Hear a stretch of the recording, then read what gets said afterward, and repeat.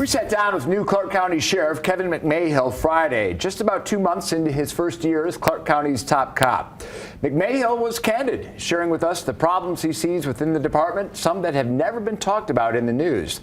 We'll get to that in a moment, but my first question was, has anything surprised him in 2 months on the job? I think the biggest surprise to me has been the level of violence that I've seen in this first 2 months. The first 11 days, I had 11 homicides. Today, I have 27 homicides. That is up from 14 from the year before, and Sheriff McMahill takes it personal. These are real people.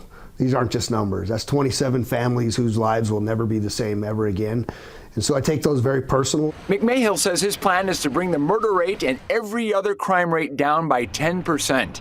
He says the solution lies in the Bolden Area Command, where he took over as captain in 2009. We would walk in the door and we'd stop every young black man that we could with the intent that we were trying to help. It's what we were taught. But what we didn't realize, because we never really listened to the community, was we were actually alienating the very same people we were trying to help.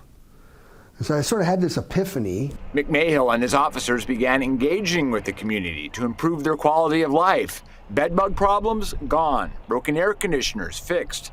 Bolden went from worst to best. We started to win over hearts and minds, and when you win over hearts and minds, it was based upon getting individuals to give you some level of respect, some level of trust.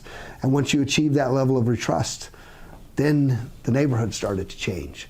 McMahill wants to implement that kind of policing department-wide in what he calls injecting humanity. If that is what we consistently have in our mind as we walk into these neighborhoods and develop relationship, which results in trust, and we continue to inject that humanity, people are going to look back, in 4 years and wonder how the Las Vegas Metropolitan Police Department became one with their community, and crime will almost go away. And you think Bolden's the template? 100%. The sheriff says he was disgusted by video of the George Floyd and Tyree Nichols deaths, especially the effect it had on his African-American officers. They had to go home and explain to their families and their friends and in their communities about what was happening in American policing that they were part of. Can you say that something like George Floyd or Tyree Nichols would never happen here? Do you think the culture is strong enough that would be headed off, nipped in the bud by other officers on the scene? I believe in my heart of hearts that would never happen here, but I also know that I would be ignorant as a leader to say it could never happen. And so as a leader, I have to consistently make sure that we're ahead of that change curve, consistently ahead of making sure that our policies and our procedures and our review and our discipline and all of those things are up to speed so that we make it so that it's nearly impossible to happen here at the Las Vegas Metropolitan Police Department.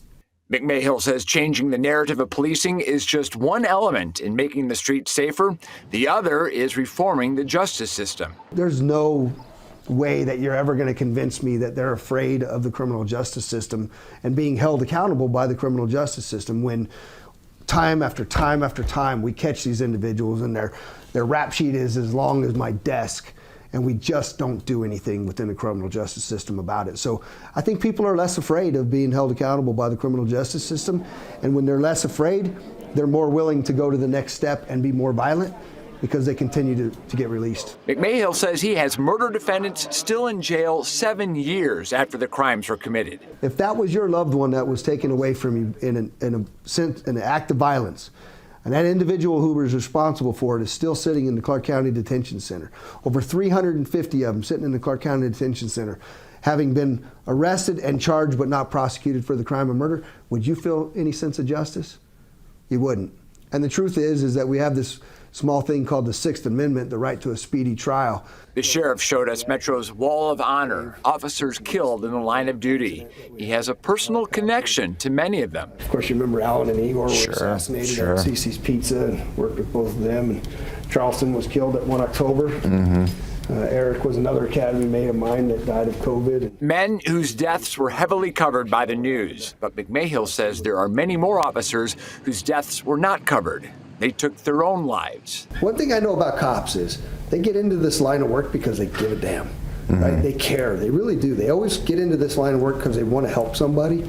And the toll it takes on our men and women, I have a responsibility, a duty, and an obligation to do something about their mental health. The new sheriff is starting a wellness bureau, and not just for Metro, but other police and fire departments, to address what he calls the heart, mind, body, and soul of frontline workers.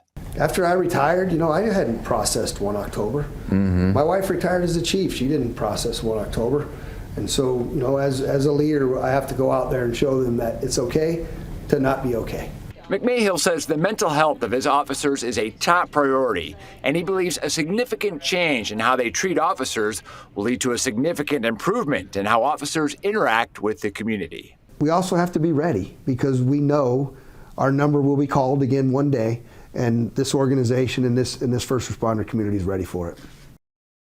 The sheriff is bringing in a group of counterterrorism professionals to Las Vegas. They'll study past terrorism acts to see what worked in the responses and possibly implement them here. He says that will be part of the preparation for Formula One later this year and Super Bowl 58 next year.